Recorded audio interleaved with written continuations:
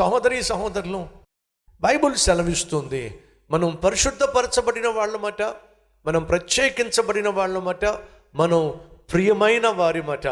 కాబట్టి ప్రియమైన, పరిశుద్ధమైన, ప్రత్యేకమైన మనం దేవుని యొక్క గుణాన్ని, గుణ లక్షణాన్ని ఈ లోకంలో మనం చూపించాలి. దేవుడు ఆశిస్తున్నాడు. పని చేస్తున్న చోట దయగలిగి జీవించండి. కఠినంగా మాట్లాడకండి, కర్కశంగా మాట్లాడకండి, ఇతరులకు కన్నీళ్లు పుట్టించే విధంగా మాట్లాడకండి, గాయపరిచే విధంగా మాట్లాడకండి, ద్వేషించే ప్రయత్నం చేయకండి, దూషించే ప్రయత్నం చేయకండి. ఎందుకంటే మనం ధరించవలసింది ద్వేషాన్ని కాదు, మనం ధరించాల్సింది కోపాన్ని కాదు, మనం ధరించాల్సింది పగను కాదు. కోపాన్ని, ద్వేషాన్ని ధరించిన కయ్యను ఏమయ్యాడో చెప్పండి? దరిద్రుడైపోయాడు, దేశ దిమ్మరి అయిపోయాడు. ఎస్, ద్వేషాన్ని, పగను, అసూయను ధరించినటువంటి సౌలు ఏమయ్యాడో చెప్పండి?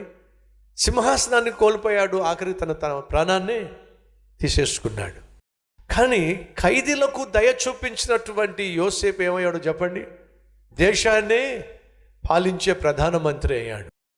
మీరు పనిచేస్తున్న చోట దేవుని దయను, దేవుని క్షమను, దేవుని ప్రేమను ఇతరులకు చూపించండి. మీరు ఆఫీస్కి వెళ్ళి నా చొక్కా చూసావా అని ఊగాల్సిన అవసరము లేదు, నా చీర చూసావా అని ఊగాల్సిన అవసరము లేదు. ఎందుకని? నువ్వు అంత ఊగుతూ చూపించాల్సిన అవసరంలా కళ్ళ ముందు స్పష్టంగా కనిపిస్తుంది. దేవుడు అంటున్నాడు, వస్త్రాలు ఏ విధంగా కనిపిస్తాయో అలాగే మీలో ఏం కనిపించాలి? జాలి. మీలో ఏం కనిపించాలి? దయాలుత్వము. మీలో ఏం కనిపించాలి? సాత్వికత్వము. మీలో ఏం కనిపించాలి? వినయము. మీలో ఏం కనిపించాలి? దీర్ఘశాంతము. కనబడినివ్వండి, వాటిని ధరించండి మీరు.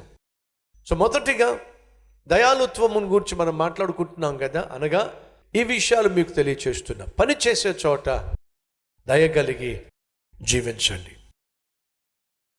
2, ప్రతి ఒక్కరి ఎడల దయ కలిగి జీవించండి. జ్ఞాపకం ఉందా? యోసేపు సహోదరులు, యోసేపు ప్రధానమంత్రి అయిన తర్వాత తన సహోదరులు సహాయం కోసం వచ్చినప్పుడు, వాళ్ళు వచ్చింది తన సహోదరులే అని తెలిసినప్పుడు యోసేపు తన ఏడుపు ఆపుకోలేక గబగబా అక్కడి నుంచి వెళ్ళి తన గదిలో, తన ఇంట్లో బిగ్గరగా ఏడ్చాడు.